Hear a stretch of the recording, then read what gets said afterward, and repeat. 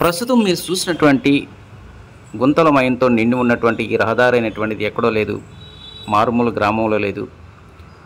గుంటూరు, విజయవాడ నగరాల మధ్య ఎంతో ప్రతిష్టాత్మకంగా కేంద్ర ప్రభుత్వం నిర్ణయించినటువంటి ఎయిమ్స్ హాస్పిటల్. ఈ హాస్పిటల్కు నిత్యం వందలాది మంది రోగులు వైద్య సేవల కోసం వెళ్తూ ఉంటారు. కానీ చిన్నపాటి వర్షం పడితే చాలు పూర్తిగా గుంతలమయంతో నిండి ఉన్నటువంటి ఈ రహదారి మీద అటు వాహనదారులు కావచ్చు, సామాన్య ప్రజానికం కావచ్చు, హాస్పిటల్ సిబ్బంది కావచ్చు, రోడ్డు దాటాలంటేనే ఇబ్బంది పడే పరిస్థితి నేడు ఏర్పడింది. ఒకే ప్రాంతంలో ఓవైపు వైద్య రంగానికి సంబంధించి మరో ప్రక్కన ఆహ్లాదం కలిగించేటువంటి ఎకో పార్కు మరోవైపు రెండు ప్రక్కనే ఉన్నప్పటికీ నిత్యం వర్షం పడితే అనేక ఇబ్బందులకు గురి కావాల్సిన పరిస్థితి ఏర్పడుతుందంటున్నారు స్థానికులు.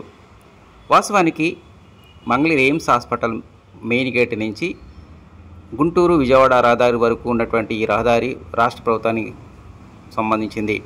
ఈ రోడ్డు విస్తరణ చేయాలని గతంలో నిర్ణయించారు. దానిలో భాగంగానే కొంతమేర ఫారెస్ట్ ల్యాండ్ను కూడా తీసుకోవడం జరిగింది.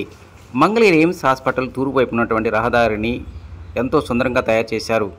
అదే తరహాలో హాస్పిటల్కి దక్షిణ వైపు నుంచి గుంటూరు, విజయవాడ రహదారి వరకు ఉన్నటువంటి రోడ్డును వెడల్పు చేయాల్సిన అవసరం ఎంతైనా ఉందని స్థానికులు భావిస్తూ ఉన్నారు.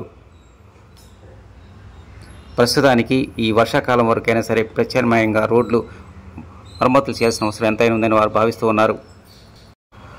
అన్ని మార్గాల్లో గుంతలమయంగా కనిపిస్తున్నటువంటి ఈ రోడ్డు ప్రాంతం కొంతమేర కొండ ప్రాంతం కావడంతోనే ఎంతో కాలంగా వర్షం వస్తున్నప్పటికీ తక్కువ మోతాదులోనే గుంతలమయంగా మారిందంటున్నారు.